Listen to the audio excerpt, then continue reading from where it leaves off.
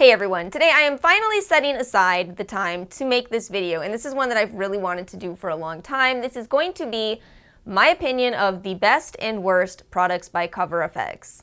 If you're unfamiliar with CoverFX, they are a brand based out of Toronto, and initially they started in a hospital setting with products that were geared towards the patients dealing with skin issues, skin conditions. From the start, they've had a very inclusive shade range. They base their base products off of this G in system, P standing for pink undertones, G for gold undertones, and then N for neutral undertones, and then the colors range from 0 to 100, with 0 as their fairest shade and then 100 as their deepest. Now over the years, they've branched out a bit. They've certainly created quite a collection of highlighters. They've branched into more glittery products, and I'm going to share with you my thoughts on everything that I own. I believe that it is over 20 products that are next to me, well, more than 20 different products next to me. And I really want to make sure I say that this video is not sponsored. I'm not in any way affiliated with CoverFX, and everything you're about to see I have bought with my own money. So because of that, I feel like I can give you my 1000% honest opinion, including which products I don't think are worth the money.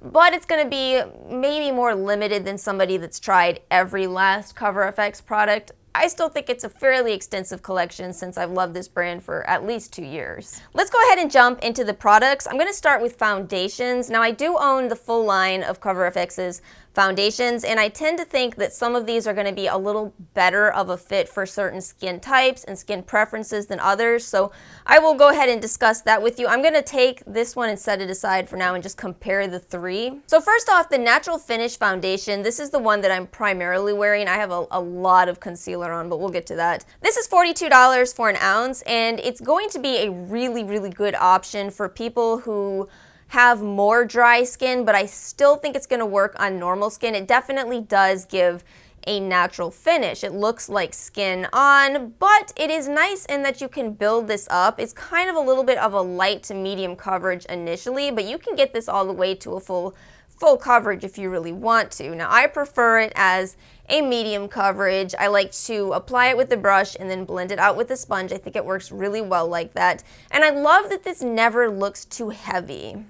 Even if you build this up, it still really looks like your skin. It never causes me to break out. I think this is probably the closest foundation I've ever found to making your skin look like you've put on only a tinted moisturizer when you're actually kind of covering up some skin imperfections. I love it. It's one of my absolute favorite foundations. This is my second bottle of their second tube of this that I've purchased. I already went through a full size, and I highly recommend this for normal, dry, and mature skin types. Now, the Powerplay Foundation is supposed to be more for normal to oily skin.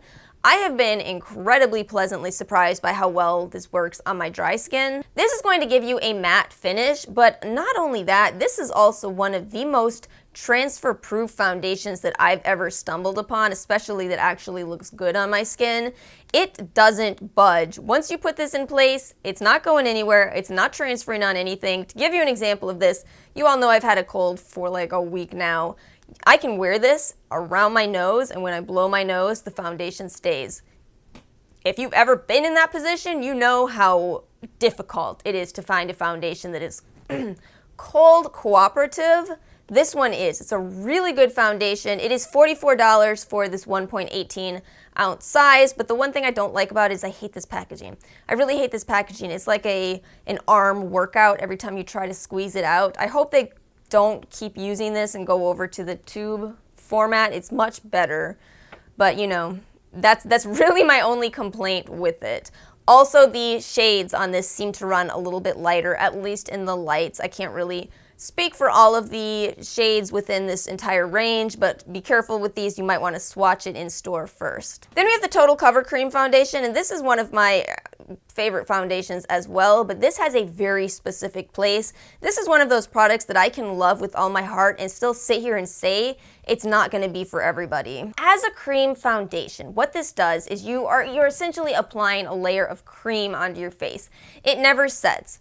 Never. No matter if you put powder over it, it's never going to set. Now, the benefit of that is that it's also never going to bring out any fine lines. It's not going to bring out texture while it's still giving you an absolutely full coverage finish. Now, maybe you can guess this, but also because it is a cream and it doesn't set, it does not have the lasting power of the other two foundations I've talked about. This is kind of a 4 hours and done foundation, which makes it perfect for short events, for photography. Do not touch your face. You will absolutely wreck your foundation if you touch it once, but for a short period of time, you will look absolutely flawless. But you know, it makes it so that it's hard to say this is going to be an office appropriate foundation. It's pretty heavy for the office, first off, and then you're gonna have to take it with you and reapply at lunch. Now, I think some people don't mind that. I do know a lot of people carry these around with them and have no problem reapplying, so maybe there's a bigger audience than I can imagine, but for me, this is my preferred foundation for short events. I absolutely love how I just look perfect when I wear this, and you don't need to wear any additional concealer.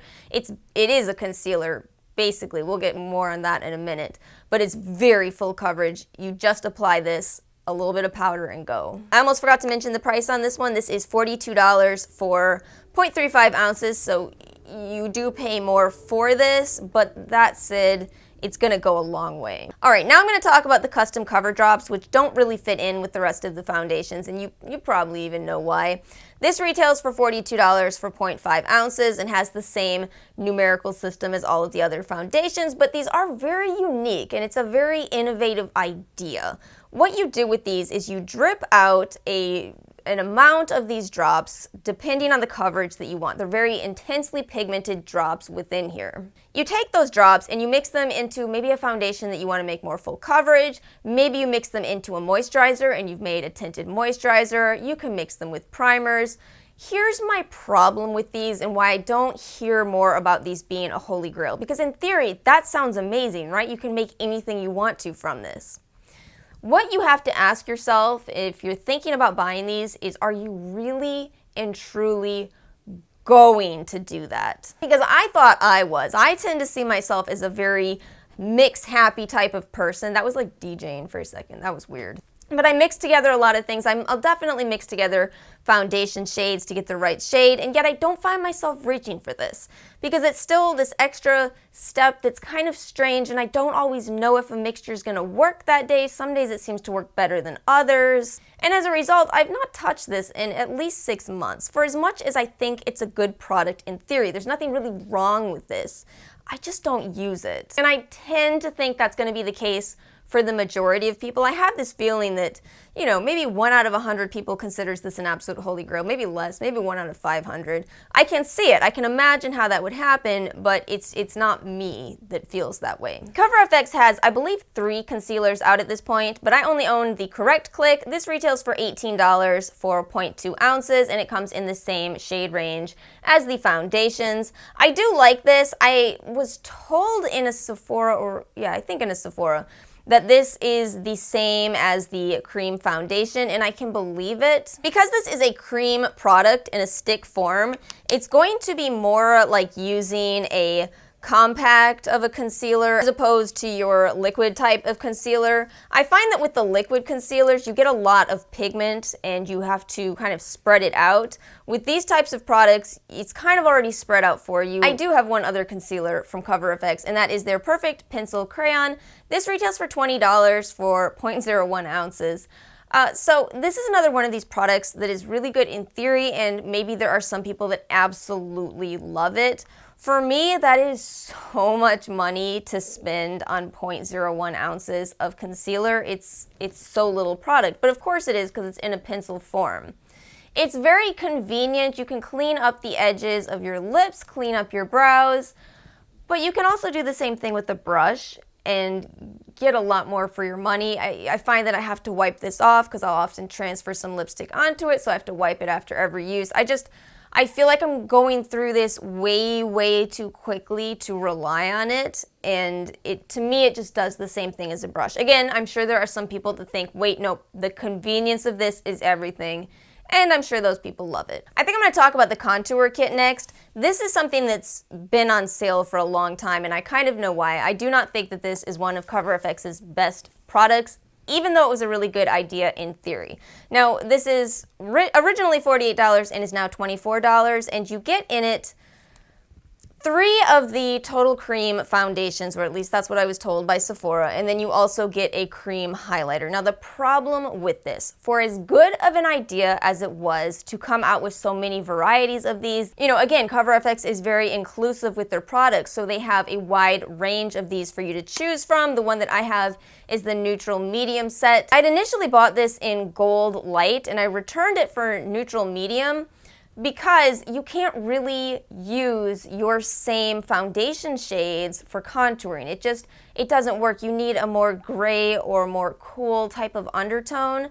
So I'm wearing this today. I'm wearing the N60 shade in here as my contour, but it's warm, so it looks like a bronzer. So it looks like I haven't put any contour whatsoever on. And that's my problem with these, and I think that's why they don't work for more people. But I do find myself using the lightest shade in here, which is neutral 20, for concealer. I think that was a good in-between for me. So I can use basically both of these, but I don't really use both of these. I'll use this sometimes as a cream bronzer, but I very rarely use cream bronzer. So I'd overall have to say, I think that with these, they should have gone back to the drawing board and maybe tried to figure out, okay, we can't just use our cream foundation in these. We have to come up with something that'll work as a contour shade. But that's just my thoughts, and I'm sure there's some people that these do work for, probably people who enjoy cream bronzers a little more than I do. And then I've got some of their powders. This is the full size of the Perfect Setting Powder. It retails for $35 for 0.35 ounces. Want to make sure I got that right. And then this one is $14 for 0.14 ounces. I gotta say, I do appreciate that you don't pay any more for the travel size. I think that is very nice. It's something that kind of bugs me when other brands do it, although I understand. But anyway, just a side note there. This is one of my favorite powders in the entire world. I use this along with my By Terry hyaluronic powder, which is pure white and gives me terrible flashback. I cover it up with this because the color in this is perfect. The one that I have is the translucent light, and it also comes in a translucent deep. It's just a fantastic powder. It is talc free. It doesn't cause me to have any kinds of issues whatsoever. Just looks gorgeous on the skin, doesn't add too much extra coverage, and I think that's an important thing to note, because it seems in my head at least that this eternal debate between this and the Laura Mercier powder basically comes down to if you want to add more coverage in that last step of your powder. If you do, get the Laura Mercier. If you don't, get the CoverFX. And then we have the blotting powder, which is $20 for 0.4 ounces. It's kind of surprising that I purchased this because I don't have oily skin, but it's also surprising that, as I'm saying with so many of these products, I can still use it. I bought a product for oily skin and I have no problems with it whatsoever. Now, this is a blotting powder, so it is meant to absorb oil, and the way it does that is through kaolin, which is the second ingredient in here. I do like that this comes in 3 different shades. This is the light one, and you can see I've almost hit pan on it. Maybe you can see that. I use this to tone down my makeup if it's looking too dewy. You may have seen how overboard I'm capable of going with applying my oils, and that's why I really like this product and why I bought it in the first place. I do like that it can tone me back down and kind of, balance out my skin. I can't really attest to how well this works on oily skin, but it works on my pseudo-oily skin. Let's talk about primers, color correctors, and setting sprays next. I own 2 of the primers. I have the Blurring Primer, which retails for $38 for an ounce, and I actually really like this specifically for my nose. Now, this is supposed to be similar to a Benefit Professional type of pore blurring primer, and that has never quite worked on my skin type, but I discovered that that type of primer keeps foundation on my nose. If you know that struggle, try one of those pore primers, pore filling primers. This is a really good option for it. It is what I use every day. I tend to use a silicone primer on the rest of my face or an oil, but I love this on my nose. This is the travel size of the Mattifying primer, which, pro tip, this retails for $16 for a ½ ounce, which actually makes this cheaper to buy than the full size. I don't know why brands do that, but just know that. This is basically more of a silicone primer, so I do like to use it all over my face, but it also contains salicylic acid. What I find when I use this is that if you've ever had this experience of putting foundation on and at the end of the day your face looks like it's going to have a whole bunch of acne the next day, using something like this or anything containing salicylic acid, it seems to offset that. Now, if you already have acne, it doesn't really make it go away overnight. So you may apply it over acne and hope that the acne will be gone at the end of the day. In my experience, that's not the case, but it does seem to actively fight more breakouts. So I do really like this. I think it's a very nice feel for this type of a primer. I find them usually to feel more like the blurring primer, and this one is a bit more of a silicone slip. Not too slippery. It does say mattifying. I think it's a little on the mattifying side. More like, what are they calling it? Demi-matte? I think it's more like that. I own 3 of the Correct Click color correctors. These are $18 for 0.2 ounces, and honestly, I've returned my other color correctors. I had purchased the Urban Decay ones that come in a liquid form, and I personally decided that for me, I like the cream style much more. I'm wearing all 3 of these today, and unlike when I use a liquid color corrector where I sometimes feel like I can kind of see the color leaking through, I never get that feeling with this, and I think it just has to do with the entirety of this being a cream in a stick. What I'll do is I'll apply it either with a brush, or at this point I've stopped being sanitary with them and I just apply them directly to my face. I'm just being honest. And then I'll kind of tap it out with my finger, and it really makes it so you can't see the color. It just meshes into the skin. I think that aspect of these becomes most important with the green color corrector, because you really don't want to, try to offset your redness and now you're green. But it also works really well with the peach color corrector. I've often thought peach is just maybe a little bit too dark on my skin tone. For whatever reason, this peach is not. And then the yellow is a true hidden gem, because this one I can go all over my face with, and it never comes even close to looking like I put color corrector on. Yellow offsets a light amount of redness, and this just works so well. I only have the travel size of the mattifying setting spray. This is the 1 ounce size, which retails for $15. The 4 ounce size retails for $31. So unlike the other minis I talked about, this one, if you're interested in it, just go ahead and buy the full size. But that said, I'm gonna admit this is not my favorite setting spray, but I still really gotta respect it. I need to respect what this is.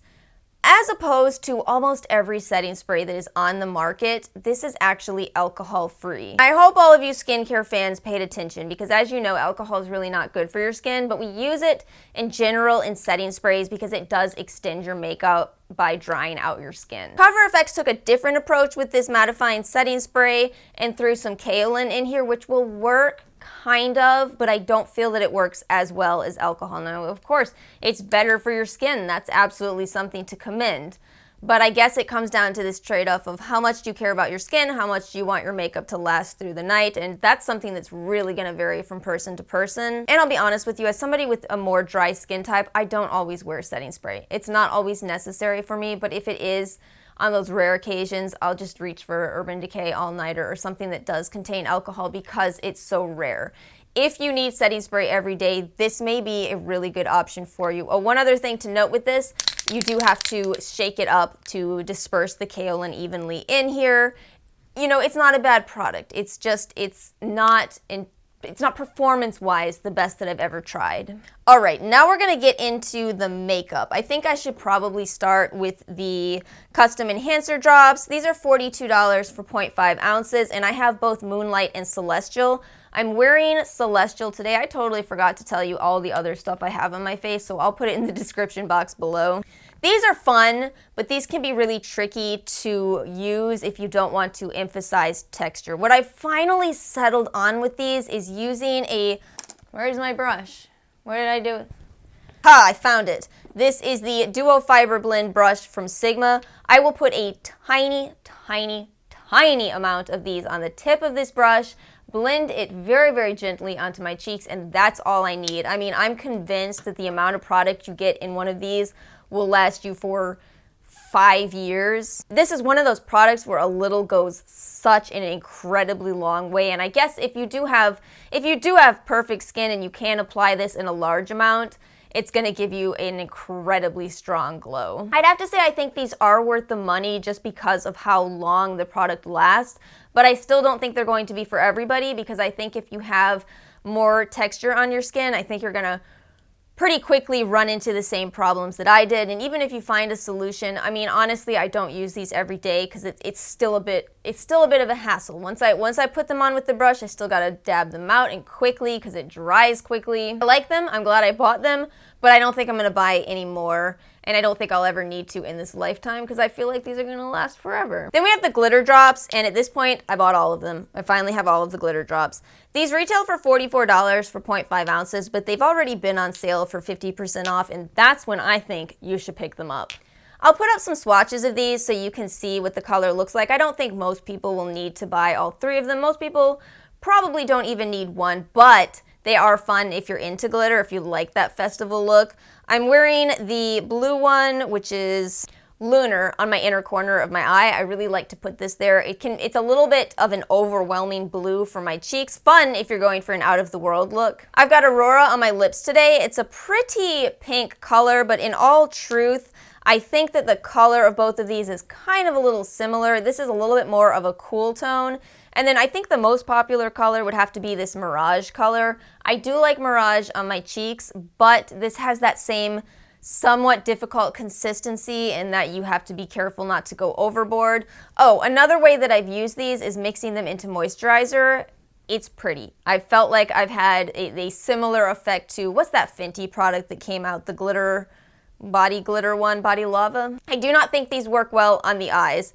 They're not pretty as an eyeshadow. It just doesn't work. The texture is too thick for that purpose. But cheeks, inner corner, lips, collarbone area, real pretty, real pretty. Then we have the Shimmer Veil, which is $28 for 0.14 ounces. I actually really love this, but I haven't been driven to buy more until they expand the colors.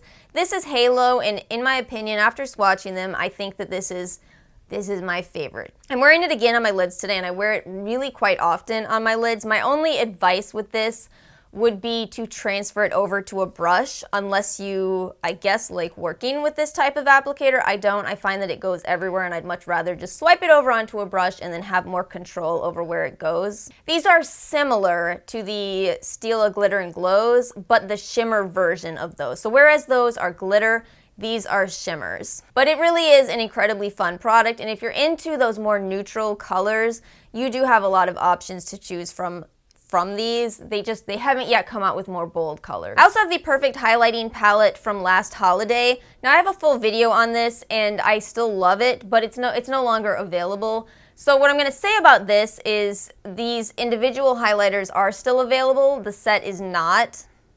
But you need to know something about CoverFX's highlighters because they have a new highlighting palette out right now. I believe it's called the Gold Bar. I don't own it only because I just don't need any more highlighters. Oh my gosh, I don't need any more. But it's getting some bad reviews, and it's kind of grinding my gears that it is, because it's getting those reviews that remind me of when people buy a tinted moisturizer and rate it 1 star because it wasn't full coverage. These are natural looking highlighters. These are not Ofra. These are not Becca, these are not Anastasia Beverly Hills.